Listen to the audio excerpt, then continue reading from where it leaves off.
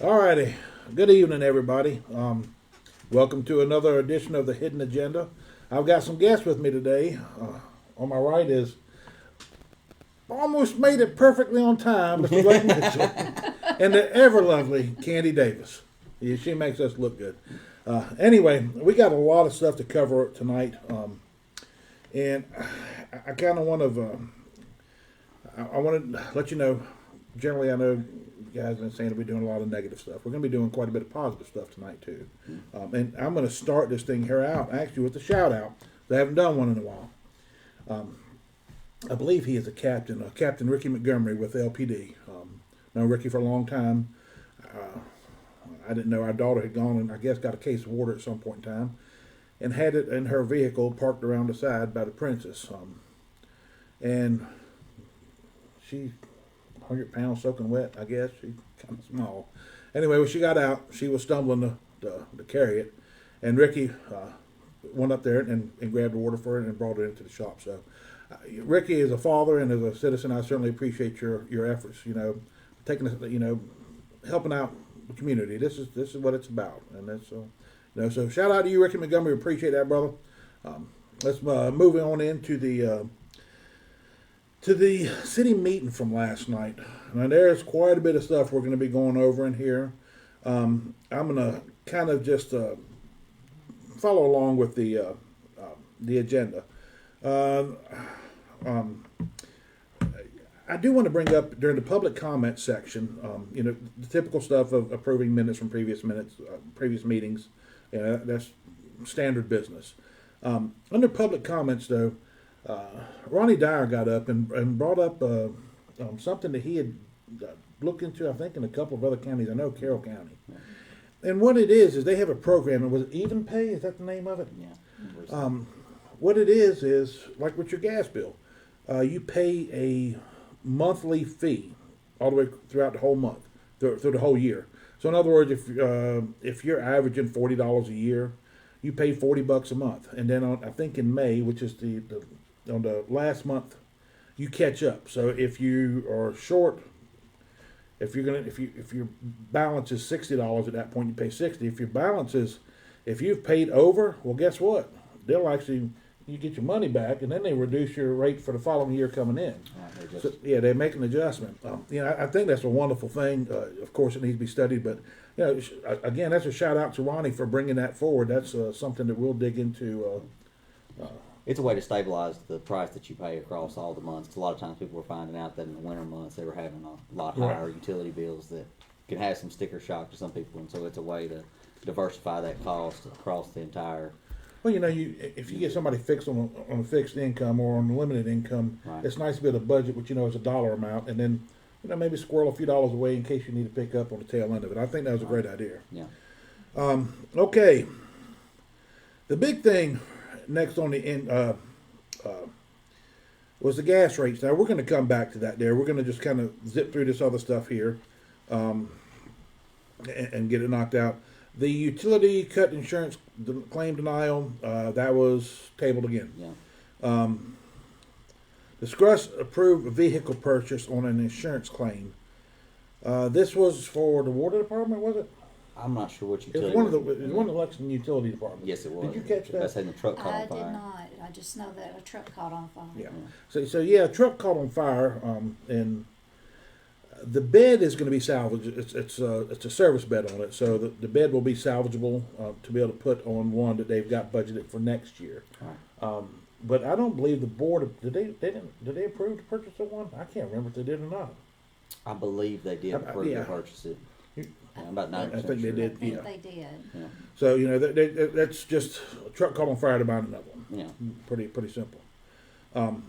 Next thing here, delinquent account write-offs. Again, this is something that's typical. This was brought up under LES. If people don't pay the bills, they write it off. Yeah. There's no pursuing or Yeah. anything like that. And there were some significant bills they wrote off. Yeah, there was a couple for 4,800 somewhere in Yeah. there. Yeah, close to 5,000. Yeah. One of them was for a The restaurant. restaurant, yeah. That's the only one I could think of is probably Nick's. I'd say yeah, probably. Yeah, that's the only one I could think of that had a big debt there. But So anyway, that's again standard stuff. Training and safety report. I think Brad says like 2013, 14, somewhere in there is the last one they submitted. No, so it was a policy that was instituted in 2004, and they stopped receiving it in person in 2020 around COVID sometime, and then y'all started receiving, I guess, an email. Is it? And so they finally started bringing it back in since they split up the meetings again into two separate parts where we have a utility meeting and then just Okay. a city meeting. Well, thanks for paying attention and clarifying that there. I was still kind of laughing about some other stuff, which we'll get back to. Outage report. The only thing that I heard in there, I think, was something on Natchez Trace Yes, for, during for LES during the storms we're having. Yeah. Yeah. there was one small outage.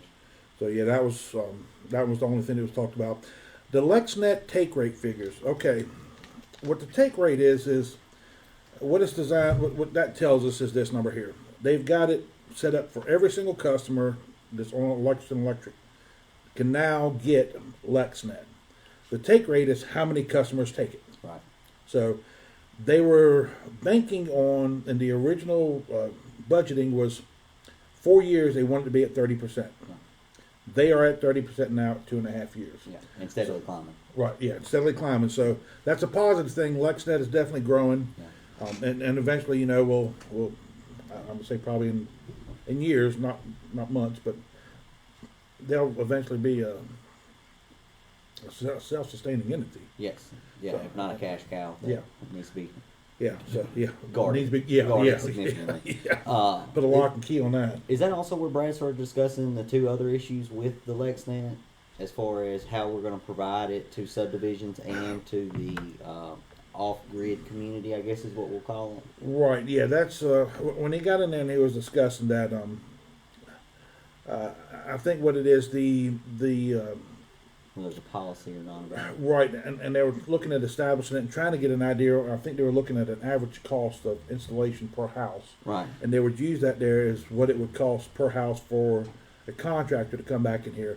Now, Gabe Williams actually brought up a good point, and I kind of agree with Gabe a little bit on this here.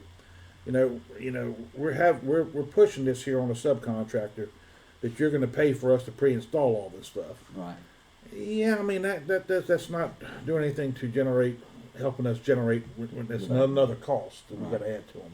Yeah. And so I'll say Gabe had a good point there. Right. On the flip side, some of these houses, it's being built now are being built on slabs. I'm seeing a lot of slab houses. Yeah. Therefore, if this stuff was pre-wired and pre-run by the utility company, that would probably be a good thing. And at that point, I would see that, maybe you'd want to take and have the contractor pay a little bit of money to have that done. Right. The thing is, it's hard with the development side is now most of them are run underground. So a lot of your electrical and everything else, your pipes for your water, if you have sewer, it's all underground. So it's a lot easier to run them all kind of a lot of times at the same time in that general 10 or 15 foot wide utility easements that you have at the front of a lot, because you know where everything is. You know what I'm saying? Before you take and go 5 or 10 years and, if somebody didn't lay a trace wire, we don't know, and then you run over it and split it. Whether it be, like I said, sewer or water or you name it. I mean, we see it, when they just ran it out here in the Eastern Shores, they hit that water line 2 or 3 times when they were doing whatever it was out there underground boring. I don't know if it was for gas or what. I'm not sure on that. But, and I think one of the things we discussed in there, somebody had mentioned about a line getting cut. It was when they were installing the pool. Yeah. Now, I'm assuming easements too. If there's easements in here, I'm gonna hope that they're mapping this stuff, because that's one of the problems we've got existing right now is the lack of mapping with our utilities. So whoever's laying this stuff, I hope they had the foresight to sit there and say, okay, we need to take and make sure we note where this stuff here is. So when you call 811 or Miss Utilities, whatever it is, to find out, you can get a mark. Yeah. But So- the other problem with the side of it is, going back on why Brad was talking about trying to protect the system and stuff, the off-grid community out there at Whiskey Ridge, I'm guessing is what he was talking about. There's somebody back there that doesn't have electric, technically, because they're all off-grid. They've got a solar panel, battery, whatever system generator. and now they're wanting to have internet access. And so it's like, well, are we supposed to provide that or not? Technically, they could have access. They have the opportunity to access Lexington Electric. They haven't chosen it. But the other issue is that if it's a mile down the road in the middle of the woods, and this is the only one out of the other 75 lots, do we then extend that line out there for, hey, we're just going to have one person on it, we're going to do the bare minimum requirement for this one person to gain access, or are we going to run a whole main line that's sufficient to carry these 70 lots and in the potential Right. that all these people, want to get on? And that's a bunch of money that we would have to expend. So a lot of times with the developers, what I've seen anyways, is they'll say, hey, developer, you pay for 50% or 100% of it, and as you get people in these houses or in these and they start taking on the utilities, we'll pay you back this Right. amount, percentage or Yeah. whatever. And so it incentivizes the developer to get this stuff Right. done and get people moved in here and not just sit on it Right. for forever. That's one thing Right. Gabe was talking about was you Yeah. see a subdivision, let's be real, where somebody just divided up a bunch of lots and didn't actually install any utilities or whatever, Right. and then they sit out there for decades of just emptiness. Mm. And so, Understand, makes sense. Alrighty, moving along there, that's in the construction policies. The purchase of a digger derrick truck, that was approved. They're purchasing a new digger derrick truck. The old one, I think, was 2007. yeah, and And they've they're- already approved the original, Right, purchase yeah, or it's funding just, of what, it. it's like 2 or 3 years for the build on it. Yeah, it's so- all custom. So yeah, I think they've already got it here at this point in time frame. Yeah. The Silicon Ranch solar farm update. Not much about that. The only thing it wasn't really much of an update. I did hear some discussion about the goats.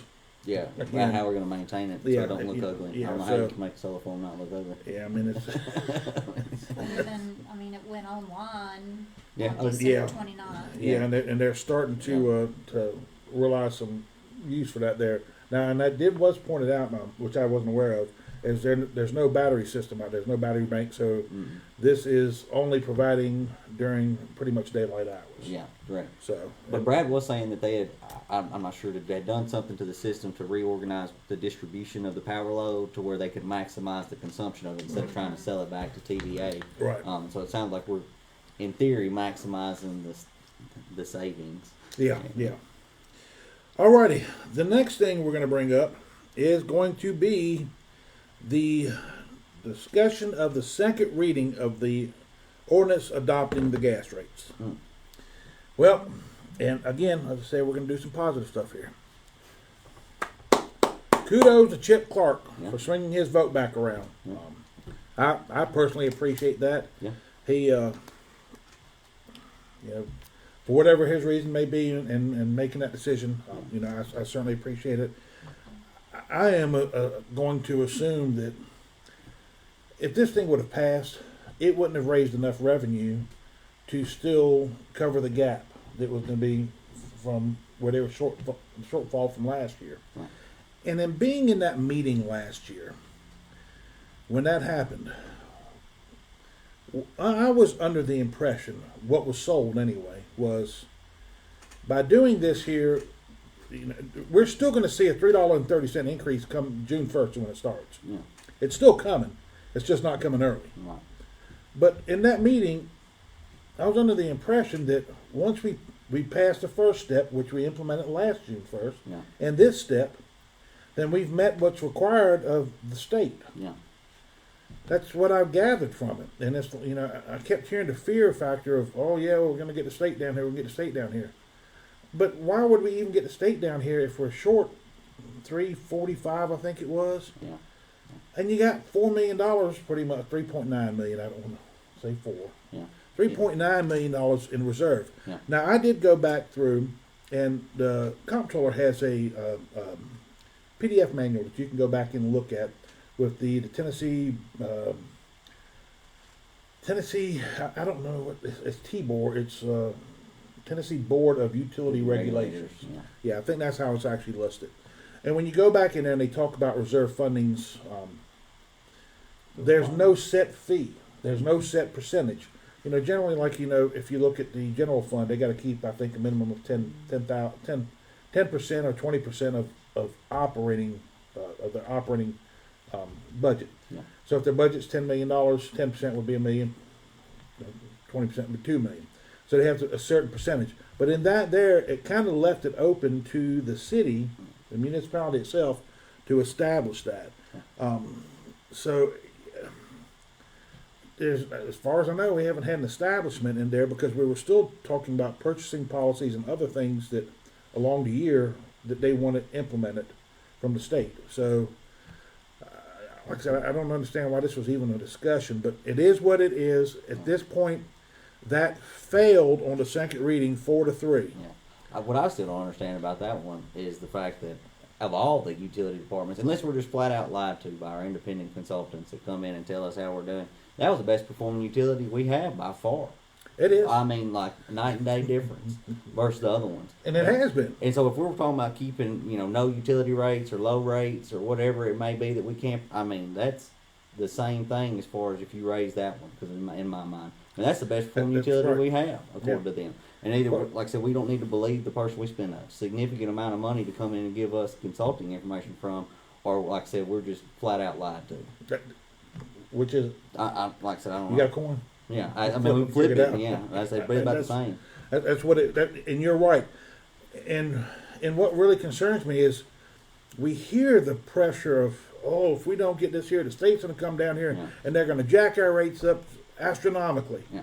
Well, what about water? Yeah.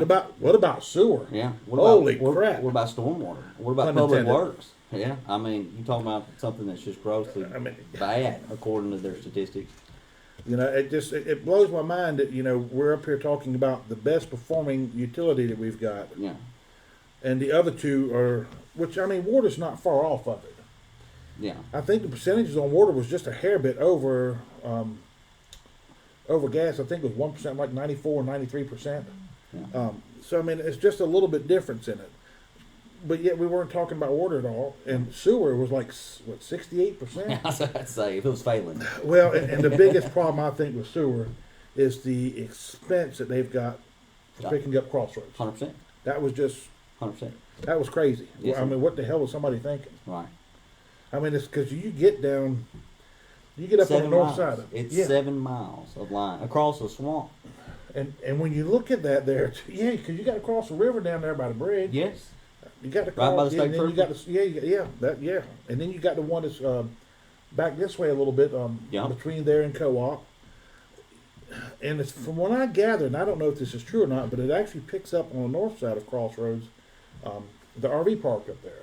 I did not know that. That's one of the things I was told a while back. They had done some kind of test. They, I guess they put a little model ship in there with the flag up there, and they dropped it in, I think at Beaver somewhere, and then they measured it, the time it took to get down here. I'm hypothetically speaking about the model ship, but I think they did some kind of testing. I think it was somewhere right at 3 weeks from the waist up there to get down here. Wow. That's I would assume long. it was a forced main of some sort, not Well, gravity. well, you're gonna have to. I mean, Yeah, that's crazy that it takes that long.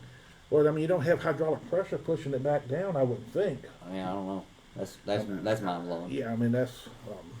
But yeah, that's anyway. Like I said, that's still a question mark. Is why we haven't discussed this here. Right. And what really concerns me is when it starts coming up in discussion, Yeah. it'll be another fear factor. Oh, 100%. You got to get this done, or the state's Yeah. coming down here. Yeah, and at some point, I don't know if I'm upset that the state comes down here. Or not, yeah. But I'll say this: at the end of the day, when you put pressure on something to perform instead of continuing to fund bad habits, hopefully you'll drive results. I mean, at the end of the day, when you cut something lean and you make it to where you've got to operate in a lean budget, you should be able to start picking apart your bad actors or your people that aren't really providing value and start removing that and start moving into a more productivity, value-driven mindset. And so I'm hoping, like I said, we can get some aldermen on board with that understanding and drive some real results. That may be wishful thinking. Okay, alrighty. We're going to have some comments in here, but we're going to get into. We're past the point now of. Oh, we just got, that's where the fireworks Yeah, started. that's when the fuse before got 3. lit. And then, Yeah, that's. how did it get brought up? Was it that, did Roger come in right after that and say, well, I just want to put something in the record?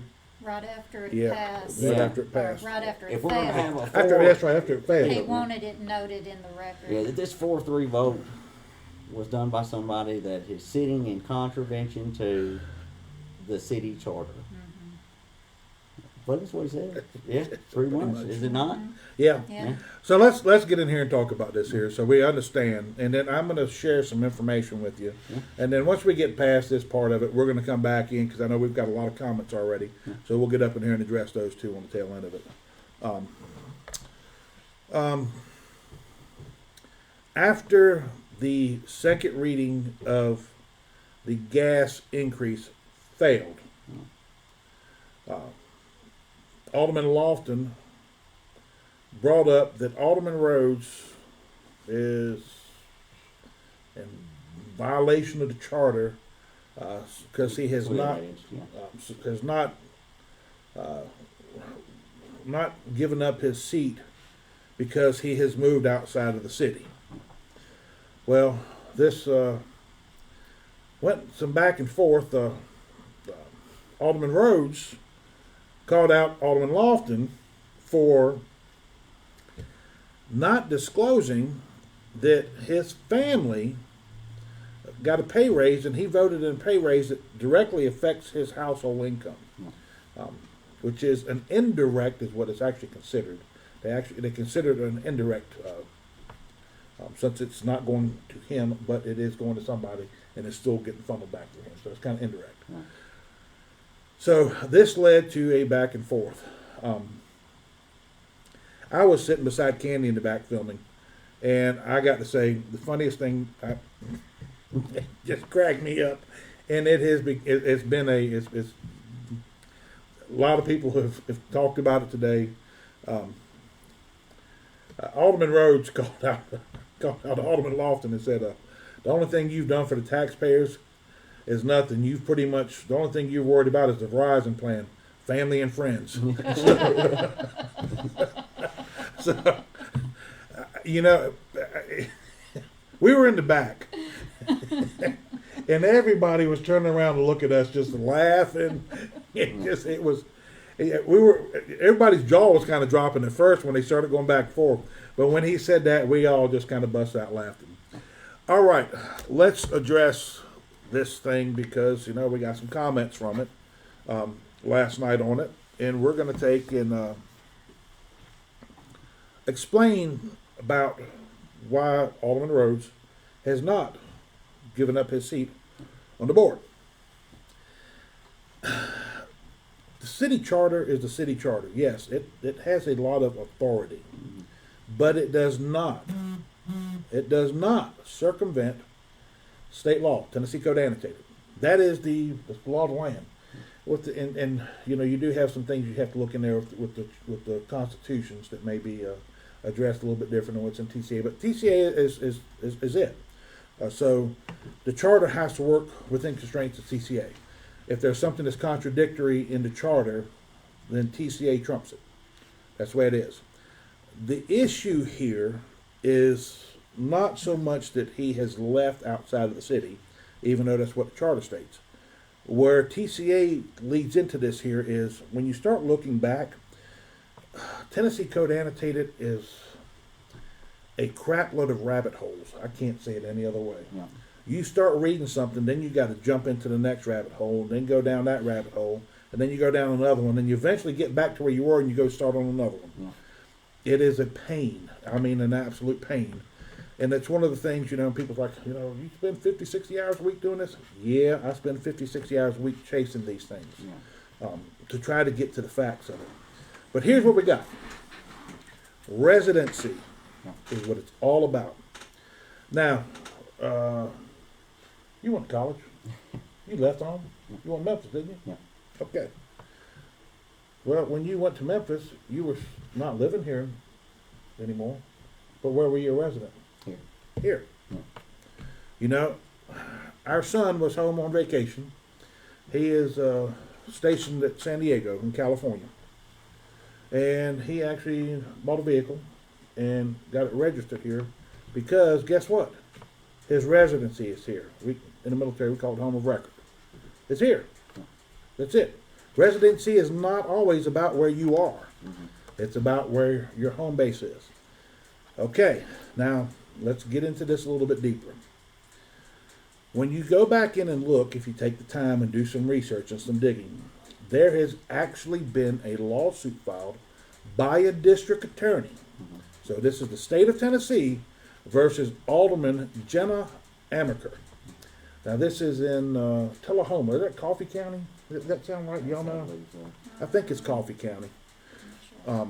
It's it's closer to Chattanooga, but it's between here and Chattanooga. It's on the border of Northern East Tennessee. Yeah, exactly.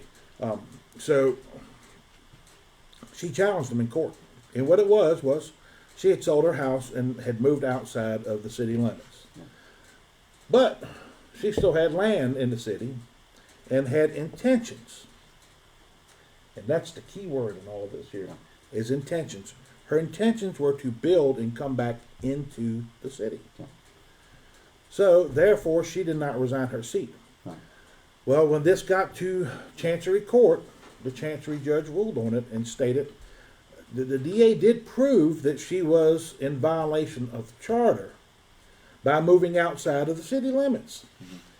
But residency, her intention for residency was to be back in the city. All righty. Now let's go some background here.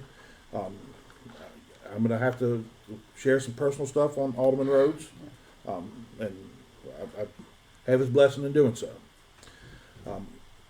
For you who may not know him, I believe him and Mary Ann's been married about 40 years now. That's his wife of 40 years. A few years ago, got sick, and she has been on a downhill slide since. They spend a lot of time in hospitals. Wow, I mean, from Memphis to Nashville to Birmingham, traveling a lot with this. And Mary Ann's pretty much bedridden.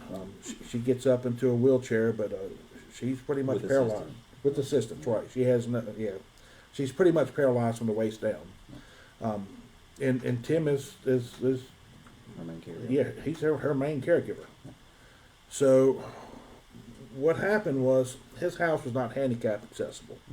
Steps everywhere. Steps everywhere, and the doors were like 32-inch doors. Yeah, 2.6. So he couldn't get the wheelchair through, and I don't believe that the lift would go through either. He has a Hoya lift that he has to bring her around like to get into a shower. And it would not go through the doors, and it would not go through, and then he had to step on the shower, so the house was not acceptable for handicap. So he did the easiest thing he could. He had a house built. Yeah, right out, Right. and it's right outside the city Right, limits. right on. He is. He's just right off A of. stone's throw almost. Yeah, to the city limits. Timberlake Wildersville Road on Connor Lane. He's right on the edge of the city limits. Yeah. So he did the only thing that was Feasible. At that feasible and required. expedient, Yeah. and right for what he needed to do to take care of his wife. And kudos for him. I mean, I'm going to tell you right now, that's it takes a strong constitution, because your life changes. But that's what he did. Is he did the fastest thing he could to make sure that he could take care of his wife. You just don't go buy a handicapped house. I mean, it's There's not any. yeah. I mean, They're and I mean, few and yeah. far between. Yeah. right. And Few so and far between. he had no option there. Yeah. So this one's all one level Yeah, as far as it's on the a- floor. No Right. You steps, No no step steps from garage whatsoever. up. Yeah. There's no It's- steps in the shower. Nope. It's all just It's just large it's easy doors. for him. Large doors to go through. Yeah. He's got some of those barn type Barn opening doors. doors. Yeah, I think those things are wonderful. And that shower. Yeah, The yeah. shower's And he's got wonderful. I think it's huge, and he's got plenty of room to get her in yeah. to help take care of her. But he also has a lot here in the city, and that's where There we go. that's where he intends to come back to. It sounds Right. like, to be in the heart of the city and the county, really. Right. He wants to get back into the city, so he has land in the city, and he has a contractor. Now, one of the problems right now is contractor's behind. Contractor's a little bit older too. I'm assuming he's probably getting slowing down at some of his age. Yeah. But so he can't just jump right in and get right Right. back in. He's working at somebody's leisure. So that's what the deal is here. And when you compare this to similar to what happened up there in Coffee County, it's pretty much a similar type deal. Yeah. Now, She moved right outside the city limits, just Yep. like he did. She didn't go to another county. Nope. He's not 100 miles away. He's still right there, able to address his constituents. And that's the thing is, Can you still serve adequately? right, Tim served the people. The Yeah. people elected him to be here. Yeah. And, you know, I'm going to say this here, you know, it may not be not everybody agrees with me, but he's a pretty popular alderman No. I agree because with that. he's been standing up for the citizens. So you guys elected him. His situation, he still wants to be here. He still wants to serve you. But his situation changed. Now, I will say this here too. You know, Tim is running for county mayor. Right. And if that happens, then he'll have to resign his seat Yeah. on the city board. And if you know what, if I was anybody wanting him off of the city board, the simplest thing, go give him a vote and let him win the county mayor. Then he's off the board and ain't no complaints here. The problem that concerns me is this alderman turned around and sued the city, and for trying to sue her to have her removed. And I'm going to tell you right now, that costs a lot of money. Mm-hmm. And guess who has to fund that stuff? We do. We do. So, you know, Well, that just goes to show that that alderman is not concerned about the taxpayers if they're gonna turn around and sue. well, I'm going to ask you this question here. This alderman was well aware of Alderman Rhodes' situation for a while now. He moved back in October. I know. And nothing was said until Nothing the was vote said didn't until go he his got- way. Ding, ding, ding, winner, winner, chicken dinner. Yeah. That's it. That's when we saw it. This is when the retaliation came back. Yeah. This is what happens around here. Mhm. And kudos to Tim for standing his ground. Amen, Yes. amen. But I'm gonna tell you, he Yeah. He didn't, didn't back mince down. words, no. No. And he even told him, he said, "You're not going to intimidate me." Yeah. And I right. think that's a great thing because Yeah. people should know that you don't have to be intimidated. You don't have to be bullied. Right. You can take a stand. Yeah. And you know, anyway, at this point, we don't know what's going to happen with this scenario. If the board's going to take some kind of action here, if Alderman Lofton is going to take some kind of action here, I would assume the city is going to do some research, or at least have the city attorney do some research into this, especially since there's a case right now that, and this is recently. I mean, this was what 23, 24, I say it was 23, I think. within the last Yeah, decade. yeah, it was within. Yeah, it was in the last 5 years. Yeah, and Mayor Wildridge, like I said, I mean, probably a little bamboozled by it all. Just said, enough, guys. You know, Yeah. we'll talk about this Talk in about it private. later. Yeah, Yeah. I'll talk about this in private. But you know, and I'm going to give kudos to Gordon on that as well, Yeah, because Roger cast the first stone, you know, and when he allowed Tim picked that rock back up and beamed it back at him, he didn't have a problem. So he kind of let them air it out a little bit Right. before he brought the thing back in check. So you know, that is a great sign of leadership. I agree. You know, so you know, kudos to Mayor Wildridge on that there. Just you know, like I said, we had some good things. If nothing else, we had some outstanding entertainment. I really wish you guys could have been back there with me and Candy, because everybody's turning around to look at us, and they're just like, "Oh my God!" I can't believe that." When Tim made the Verizon comment, they're just like, Yeah, it was hilarious. You know, You know, so I've been going to the city meetings and to the county meetings, and I've noticed, like, on the county meetings, whenever there's a vote going around on raises, Commissioner Stegall, Tanya Stegall, she abstains because her husband works for the county. right. But whenever the C comes around, Roger's the first one To propose it? start. yeah, he's Yes. proposing it. Yeah, Yeah, he's the one that's calling for the raises. yeah. I just feel that's a little unethical. Oh, Yeah, 100%. Yeah, yeah. it's not even that he's just voting on it. I mean, he's Yeah, the one that he's brings the- it forward. Bringing it, yeah. I mean, Pushing for it. yeah, That's like, you know, if you go back to last year and the beginning part of the year, no, I mean, he was pushing for, and let's go ahead and discuss it while we're here. The utilities department got a raise because guess what? They're doing great with money. They don't have any money problems. We got plenty enough money that we can give raises. right, Come to find out, they don't. right. No. So somebody, and I don't care. You don't like the way I say it. I don't care. somebody lied. Yeah. Somebody told a blatant lie, Yeah. and we know that Alderman Rhodes went up there and pushed back on Lexington Utilities Director Justin Roach about it, Yeah. and he could never get a straight answer from him. Yeah, because that was when we received the letter from the Utility From- yep. Regulation Board saying that we were And- insignificant right, funds. right. Yeah. 1.2 million, I Yeah, think. but we had just had our independent third-party consultant come in before that to tell us we were great, you can give out raises, hunky-dory, Just that everything's money. fantastic. And then after, it was mind-blowing, so we had that, hit the person come in, we were great. We had the letter, and then, 6 months, a year after that, then we have this third-party consultant come in again for the bonds that was like, you have no debt, you're in the greatest position ever. And I'm just like, I don't understand. You know, it's hard for me to reconcile all that because I feel like my legs getting pulled every which way under the sun, but in a consistent manner. And I feel like that's what we lack here is transparency and consistency because like there shouldn't be these massive swings in not even a year's time. You know? No, you're right, and that's what has continued to happen here. Yeah. So when we get down here and we start digging, and this is where I'm going to tell you right now.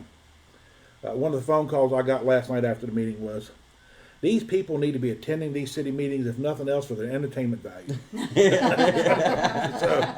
so you know what? Yeah, you guys missed out last night. Yeah. You know, and I'm going to tell you right now, the winds of change are blowing. It feels like. Yeah. It seems like we're kind of getting back on track to campaign promises after what we saw last night. Yeah. If that's the case, boy, the fireworks are going to keep on coming. We're Yeah. going to definitely have some entertainment. For sure. But kudos to everybody too for holding them accountable. I mean, it's Amen. not just Amen. You know, I mean, at the end of the day, that went a long ways, and so some people want to get upset about it and maybe throw some slurs or be upset about it. But at the end of the day, that's part of the seat that you chose to be in. That's right. You're That's gonna right. have to get used to the fire a little bit, and like I said, put your big boy panties on. Or your girls, and like I said, I mean, just deal with it. At the end of the day, I mean, it is what it is. Yeah. I mean, that's You you're signed right. up for this job. You signed up for it. Yeah. Stick into what you said you're going to do, Yeah. and things will be fine. Exactly. right. And that's that was one of the first things after this election. We know that there's division. There's no need to sit here and deny it and argue it and say it's not. We know that there's division, and we kind of know where the players are on each side here. I had some of the players on the flip side of this here. Like, you still going to hold them accountable? Well, yeah, ain't nothing changed here. That's what our job is to find these things and bring them out. Right. Well, and guess what? We've done that. Yeah. We've done what we've said we were going to do. So the citizens are doing their job. Yeah. And it's time for these politicians to get up and do theirs. Okay. All righty. We're going to jump in here into some of the comments and address those, and then I've got one more announcement I'm going to make. We're going to try to get this thing done Within an hour. within an hour. I can't believe it. Don't jinx it. Yeah. What? All righty. Let's see here. Let me get in here.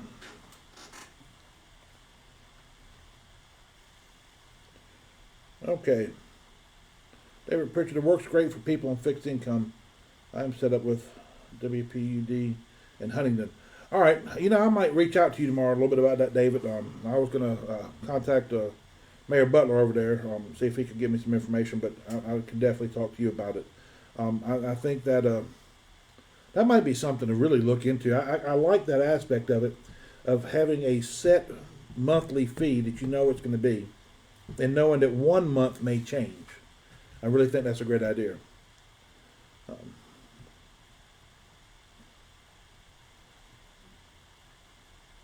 Okay, Pam with Huntington used to adjust your bill if you had a water leak. I'm going to say this here. I think that's something that kind of needs to happen. And I'm going to tell you the reason being is, I keep hearing this thing about, we're wasting water, wasting water, wasting water. Tell you what, if you knew, and I'll go and tell you, we have water lines in this system that at the end of the line, cracked open. And you know why? Because people ain't flushing the lines. We used to have a flushing program, and apparently that just fell to crap. No. And in doing so, that's the reason last year, all that crap about the lake turning over was just that. It was crap. No. It's not true. That's not what happened. What happens is we're not flushing the lines like we should be flushing the lines. And that falls back on the water department. And there used to be a flushing program And somehow, some way, that has changed. Yeah. Well, in doing so, that has caused our problems. But we do have water lines right now that are turned open and it's running water on the ground. Yeah. So if somebody has a leak, how much water is the city wasting there? That we, the ratepayers, have to pay for that there Yeah. because they're not doing the job of flushing the lines, Yeah. or maybe they just there's just not enough usage of it to get it done. Yeah. So if we can afford to take that loss every month, why can't we take and work with our customers? Yeah. You know, you said it best one time. It's like it's a legal mafia. Yeah. They have a monopoly on the system, and we can't do anything about it because, there's no free enterprise in it. So to me, the system is not doing what is in the best interest of their customers, Right. and that's been that way for a long time. Yeah. All right, moving on to the next thing here. Chip Clark, they do pursue. They are turned over to collection agency. Okay, so I'm assuming what's happening is these write-offs Right. are still being On a bad debt write-off. Yeah. So they are, yeah, I heard that they are sent to collections, and some are collected, but some aren't. Well, I'm assuming the collections agency is probably just getting a percentage fee, probably a big chunk of the percentage, Right. if they were able to collect on them. Right. And if they don't collect it, they don't pay. They probably don't pay. I'd be interested to see the ones that they collect on and the ones they don't. Yeah, they might collect them the $20 ones, but probably not the 40. Yeah, or if there's some that, like I said, are going to these businesses that are set up almost like shell companies that just continue to open up and disappear and open up and disappear. Yeah. It's a good possibility. All righty. Why pay high bill for Lexington? T-Mobile works fine for $50 cheaper. I don't know if I can argue that so much. It's what people can afford. I mean, but I will say this here. T-Mobile cannot even touch the speeds that you're going to get from fiber. Right. And you're also with T-Mobile, you're not getting a symmetrical speed. So if you're somebody who is downloading TV and streaming stuff, yeah, that'd be okay. But if you're a gamer playing with other gamers, Yeah, upload. that upload speed, man, it's got to be consistent with the download speed. Right. If not, you'll get glitchy systems in your games and you get your butt killed. Yeah. And player one dead gets the next one up. I mean, Right. there's things for it.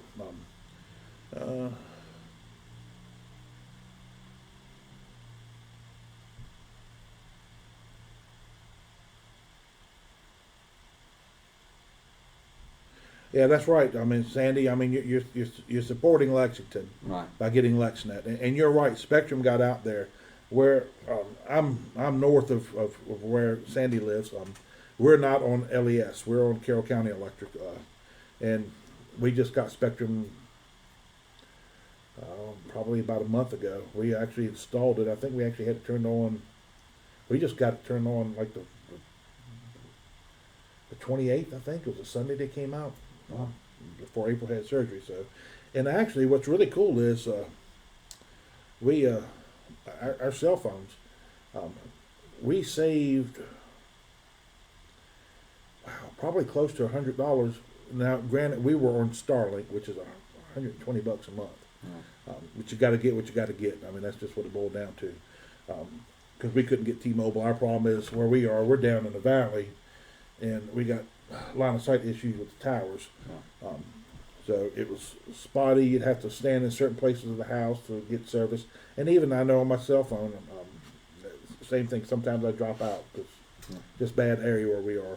But yeah, I mean, when Spectrum came, it was a no-brainer. And like I said, between what we saved on our programming, Starlink, and they gave us one line free on our phones, we saved about $100 a month. Wow. So it was a no-brainer. Anyway, let's get back in here. And fiscal year 2006-2007, the city borrowed money from LGS instead of floating a bond. No. Okay, that's from Jack. Yeah. And all right, thanks, Pam. Yeah, coffee. I figured. I think that's for the county that they got the suit into. So anyway, that's where we are right now. Hold on a second. I got some people requesting. Sometimes they pop up comments, which the page is still growing. You know, that's. I think we've in the last We've had over 300 people in the last 3 months. Wow. It's kind of crazy how much it's Well, what Jack said is true, though, as far as Lexington Gas System funding a lot of things for other city purchases and being the piggy bank for a lot of different things. Right. I mean, that's, a lot of times the utility department comes in to fund other expenses for the city. Right. Well, that's like, why on earth they bought the panel ply building just blows my mind. Right. And then now I want to say the price tag on that somewhere about 300,000. Yeah. I'm gonna guess to probably have that thing torn down and removed. Oh, there's no I'm telling. gonna say probably 100 grand. That probably wouldn't even touch it.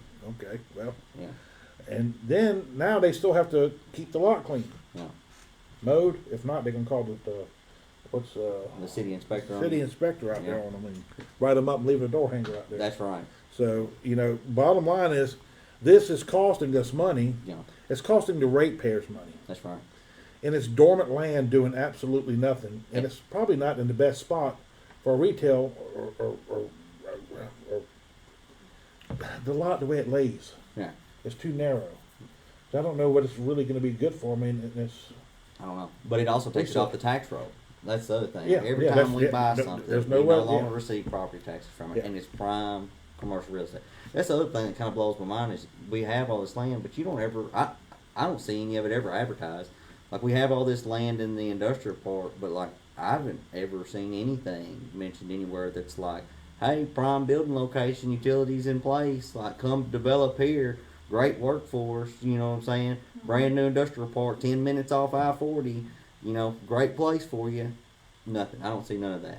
And everybody, you could go west of town, go out west of town right now. There's freaking signs everywhere up and down the road over here. Come develop here, come develop here, come develop here, come develop here. But we've got prime industrial, commercial locations that, like, I haven't seen the first mention of. I don't see any advertisements for it. I mean, I'm just curious, what I are we think I've doing? maybe seen one. Are we trying to pick and choose who builds there, or are we just, like I said, not going to do anything? well, I don't know. And as far as I would assume is, I know the chamber's got The industrial board. right is involved with industrial recruitment Yeah. and the the board. And I know when McCready got into the mayor, they created the Joint Economic Development Board. Mm-hmm. And I think the county, I'd have to go back through the budget. I think the first year they gave them somewhere around $50,000. From what I understand, the city, and I haven't gone back in to research this in the budget, but I understand the city gives like $100,000 a year to the Industrial Development Board. What's that money being used for? Right. Why are we spending that much money on something and we're not getting anything into? Right. And I'll tell you now, I had a conversation with an attorney about it that they hadn't met in like 2 years Yeah. and was trying to get them to meet. And, it's like, why are we... This is why we have problems. Yeah. It's just, it's I'm not even call it waste. It's Yeah. insanity. Well, it may be that Verizon plan, that friends and family. There we go. You always got to look It look may who's be- serving on the board. Yeah, I don't know. I'm joking, but at the same time, it is pretty ironic that, like you said, we haven't seen them meet. We haven't really seen them do a whole lot. So All right, I got a couple more comments here. We're going to pop in there. Jack, city employees received 28.3% raises in the last 4 years. Their raises are based on COLA. COLA was created for people who draw Social Security. Exactly. Why on earth they're using that there as a that's not even consistent. From when I've gathered from how the state gets raises. The state normally I think is like a 3% on the flat, but I mean there's like a 5.9, an 8.7. There's some crazy raises given. yeah, Yeah, I mean why? COLA, you're right. COLA was designed for Social Security. yeah. That's just a And most of those people are living on like the bare minimum. right. Like, Right. That's I the mean, reason they get them. Yeah, And then they get them, and then of course something happens, and everything they get gets taken away in some other kind Oh. of tax form or rate or whatever it is they got to pay. I wonder if the insurance company don't write the COLA adjustment just so they can get every last dime. of it. I mean, I wouldn't be shocked. Yeah, I wouldn't be the least bit shocked. So yeah, and you're right, Jack. Jennifer, is that why my water bill has increased $20 in 10 years at the same usage? Yeah, I'm assuming so. There's constant increases. And I'm going to say something. Now this is even the existing board, the board before, and kind of the board before that there. catchphrases. I've said this before in in these podcasts. Catchphrases. Politicians are good for catchphrases. They'll get a catchphrase because guess what? That sticks with you, and that's what you remember. Right. Right now, our catchphrase is Verizon Family and Friends. Right. That's the catchphrase, you know, and it's funny as hell. We just got to be honest about it. Yeah. But here's the deal: catchphrases. I sat in meeting after meeting after meeting after meeting, and you know, I'll tell you what, attending these meetings, people ask me where I get a lot of my information. I attend the meetings. I can't say it any other way. The catchphrase was "kick the can down the road." Mm-hmm. Kick the can down the road. We've been kicking the can down the road. We got problems with our infrastructure, and we just keep kicking the can down the road. We need to raise taxes. Blah blah blah blah. You know, I'm tell you what. Yeah, they raised them taxes. They raised your rates. And you know what they did? They kept kicking the can down the road because they haven't touched the infrastructure. Yeah. Every rate and tax increase has been going into pay Yeah. raises. That or the only infrastructure that you've seen is them their continued expansion to fight off other utility companies.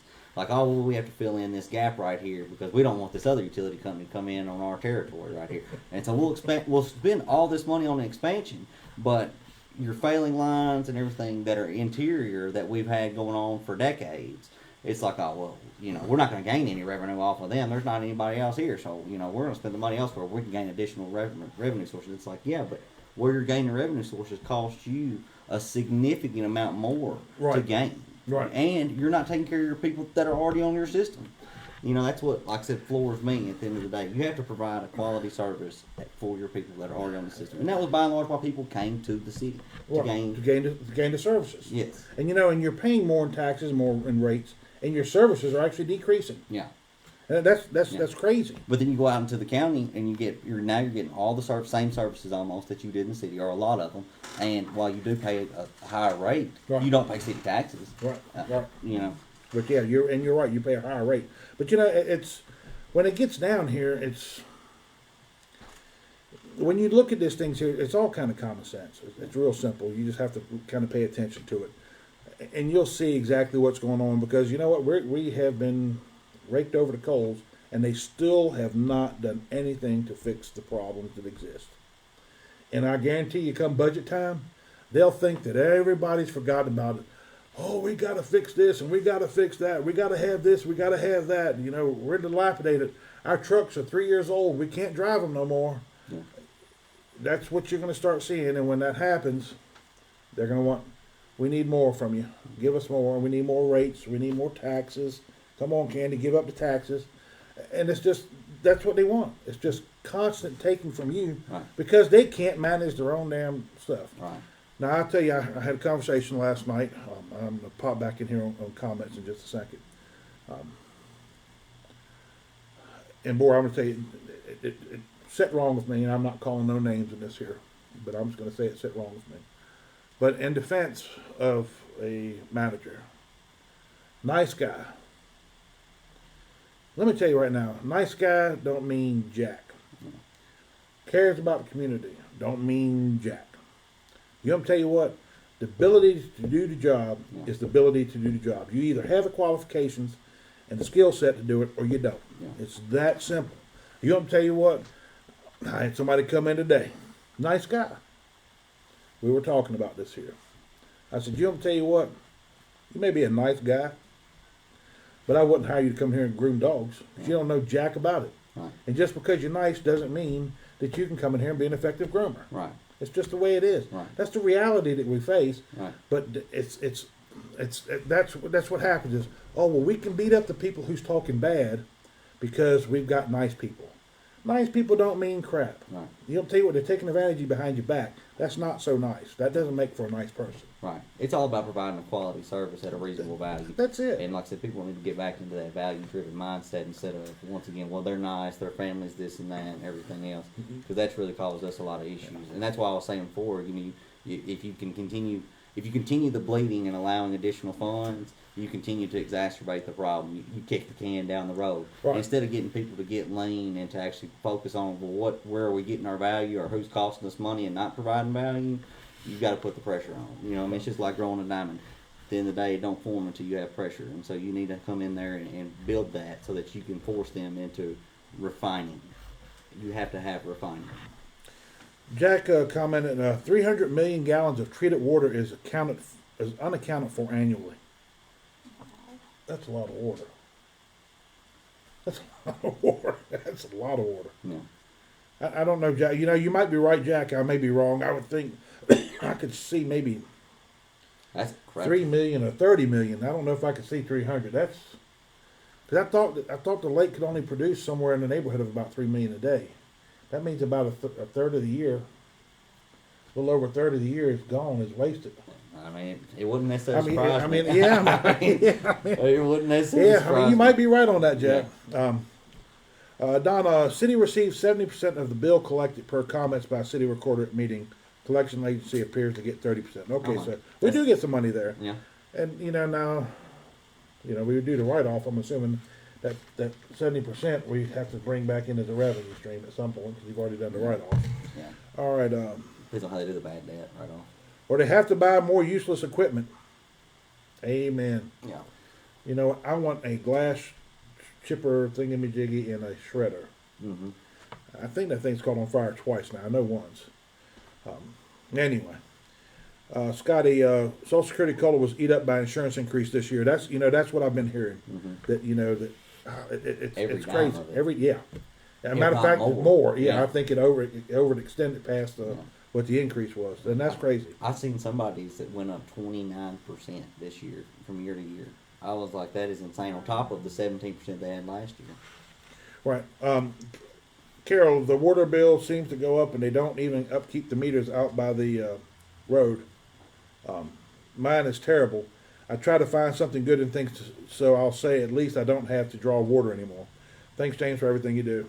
You're welcome, and thank you for bringing that up. And you're right. I mean, That's surprising. I'm sitting up here on the city. Go up there and pull one of my covers up. Read my meter. We spend all kind of money on meters. I mean, every time you turn around, we're worried about how can we bill you faster and do less to bill you. Provide better service, that's normally an afterthought. Oh, yeah, But, as far as how can we bill you and bill you faster, that's normally That's it. first of mind. And the accuracy of the meters degrades over time, so we Right. can't accurately charge you enough. Right. That's what it boils down to. Yeah. Alrighty. I got a text from them. You got another announcement? Um, Uh-oh. okay. Apparently, the City Industrial Development Board sold the old Adient building to Adient for $1.8 million. It was into progress this past week in property transfers. That's nearly 20% of the city budget. What is that money going to be spent on, and where is that money at? Man, I didn't. Did you I not gotta. see that? No, I don't read the paper. meant to I send don't that waste to my you. dollar. Well, I gave you my login. Well, where I you know. could- Shh, you might get in trouble for that. Yeah. This ain't the friends, We're live. friends and This family ain't the plan friends over and Yeah. family. This ain't the old Netflix where it will share your password days. Industrial Development Board. Okay, all right. Let me explain to you this here. Alright, yeah. So that Where, may be, this money, do you know where that money goes to? I'll tell you where that money goes to. It goes to the Industrial Development Board.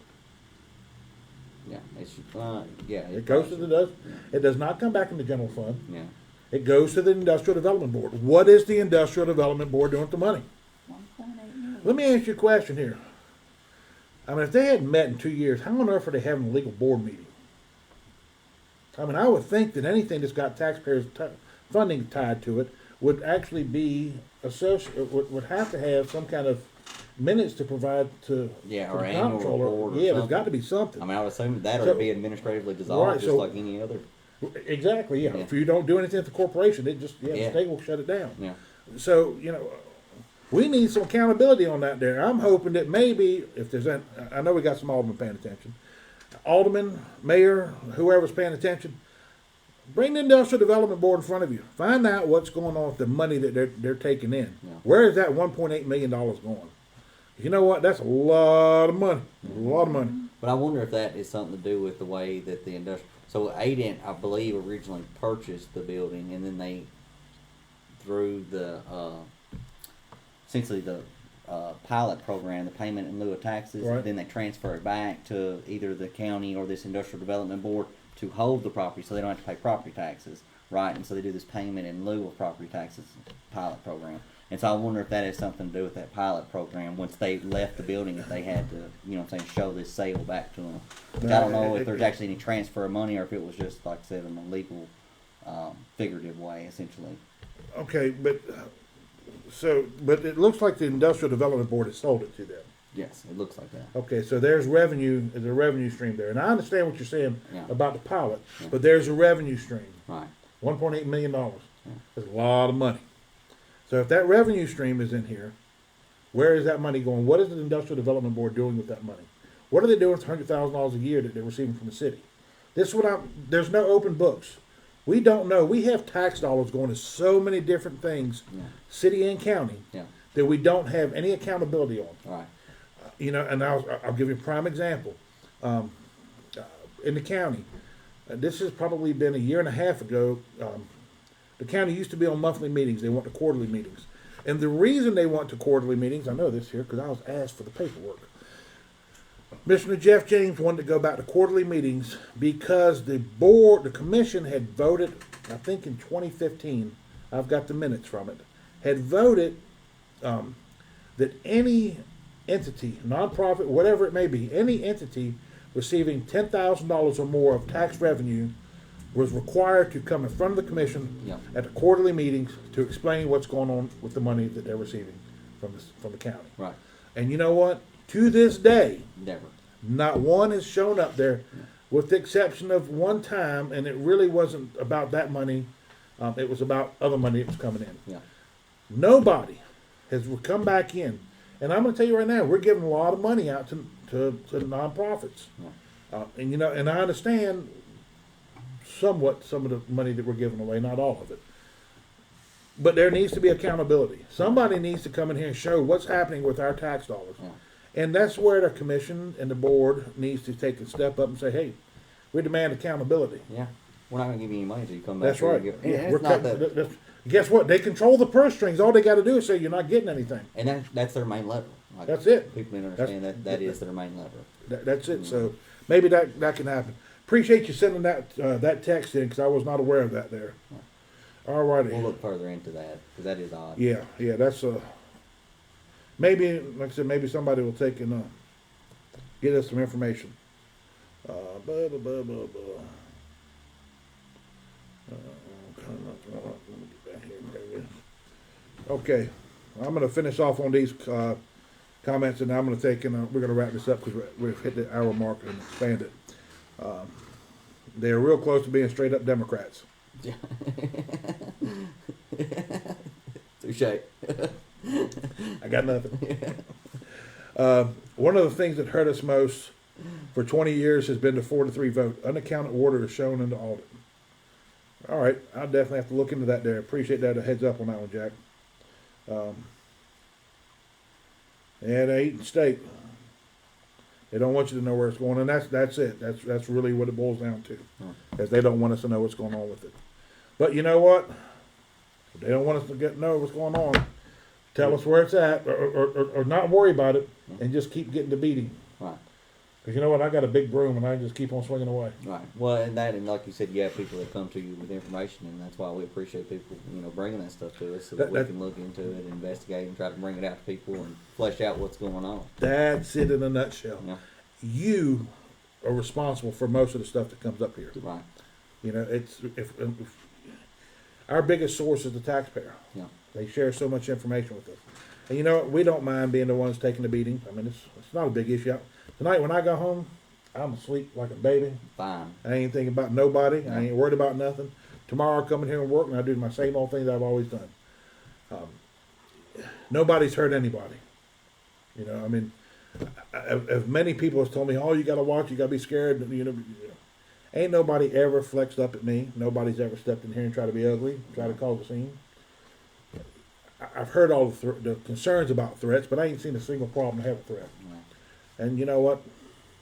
If anybody wants to, take a step forward, hey, know where the door is at. Come on in. Right. Anyway, closing off this here, this is an announcement that I am making. May 30th is our retirement date. sometime probably the tail end of June, the very first part of July, I will be heading back home to Virginia. And this is a permanent move. Now, I will still probably have my finger somewhat in what goes on around here, just for the fact that I've created a lot. I've created a lot of sources, and I'm going to say this here too. Thank you guys for trusting me. I mean, you know, I do everything I can to protect my sources, and in doing so, I've built a lot of trust in people, and I get a lot of information because of that. That's the single greatest asset I've had in here, was protecting the people who were bringing me information. You know, it is what it is. But based on that, my time is getting thinner and thinner and thinner. Over the holidays, I took time off. April had surgery on the 29th, and then we were back in the hospital the next day. It was. She had an allergic reaction, and then Monday we just had some more cancer removed. So my family is, well, my Lord and Savior is the greatest thing in my life. My family is next, and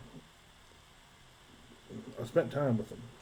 You know, I sat down with my kids, with our son being home, and we played cards, and we had a good time, and we bonded. And you know, I am an extremely competitive person. I was brought up that way, and I guess I kind of raised the kids the same way. When we played, it had nothing to do about who's winning. But who cares who won? We really didn't. It had nothing to do about it. We were spending time together, and I spent so much time doing this that it put things into perspective. You know, and plus I've got to start packing up and getting stuff together.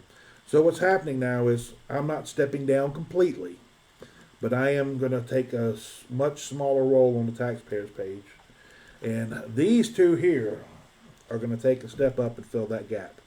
You know, and it's easy. I mean, Candy already goes to the same meetings I go to, so you know she's always there. So she can record live stream. I'll definitely have to teach them how to work with the editing software, some about boosting the audio afterwards. But you know, it's gonna be a transition phase. I may go to a meeting here or there. I may pop up and do some podcasts.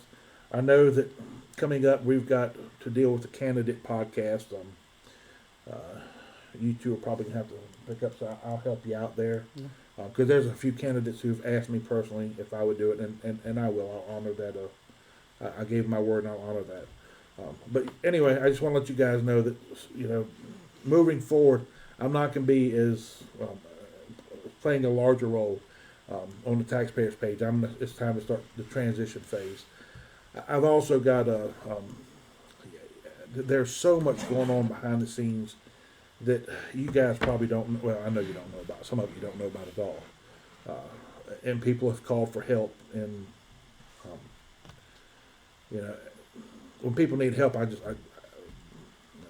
feel it's my responsibility. I took an oath to defend the Constitution. When I see people's rights being violated, it's my personal belief that I need to take a stand. I mean, I took an oath, and that didn't end when I retired. It's what I believe in. Anyway, so moving forward, like I said, Blake and Candy's going to step up some more. I think Carissa's schedule is starting to clear up a little bit too. She's got her family she's been taking care of, and thank you, Carissa. I've told her every time she feels guilty for not being able to do stuff. No, family will always come first. That's just the way the world works. And brother, yours is expanding. Yeah. I hope yours ain't. No. Maybe an animal or two, but that's it. There's some more cats coming. Ain't there? So, and congratulations. Thank you. That's so Blake's got a new addition on the way. So you know, and his time's going to be limited. You know,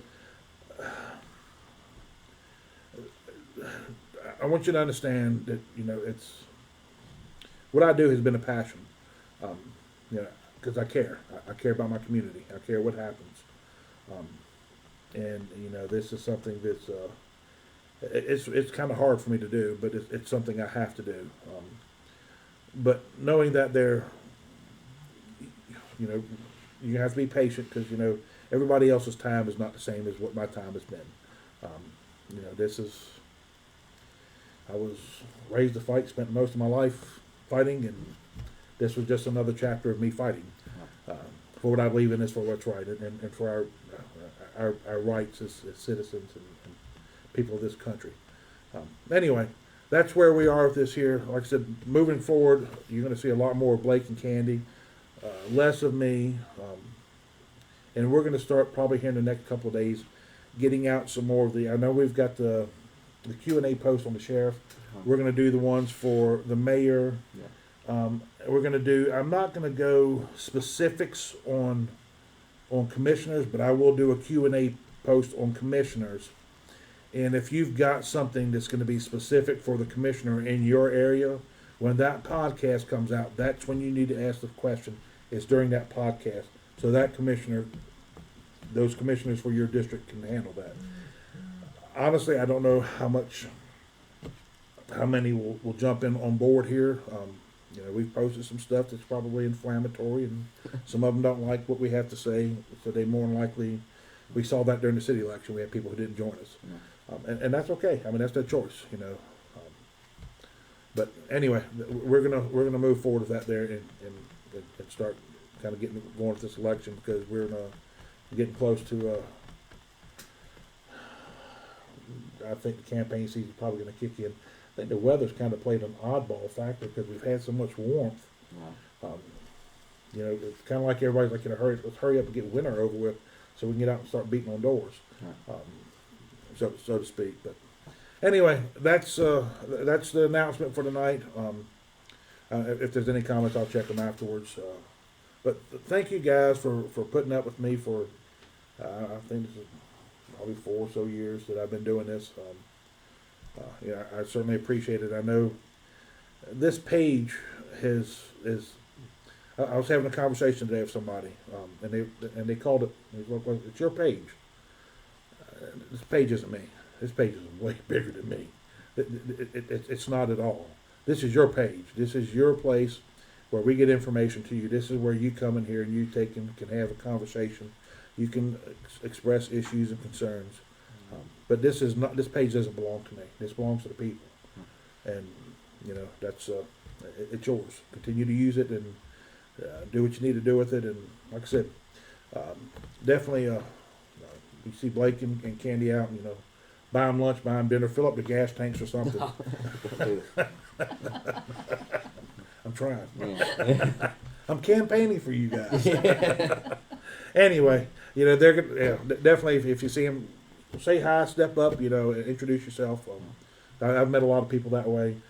They're wonderful, wonderful people, and they're here to take and try to help you. That's right. Continue the path that we're on here. Try to fill them size 15 shoes or whatever. I'm gonna tell you right now, it's hard finding Them these boats. shoes. But anyway, we're gonna call it a night. Thank you guys again for tuning in, and we will see you on the next podcast. I don't know when that'll be, but We'll come soon. yeah, eventually. And we know we got at least a meeting in a couple of weeks, so we'll definitely see you in a couple of weeks. But take it from there. Y'all have a great evening, and thank you again for tuning in.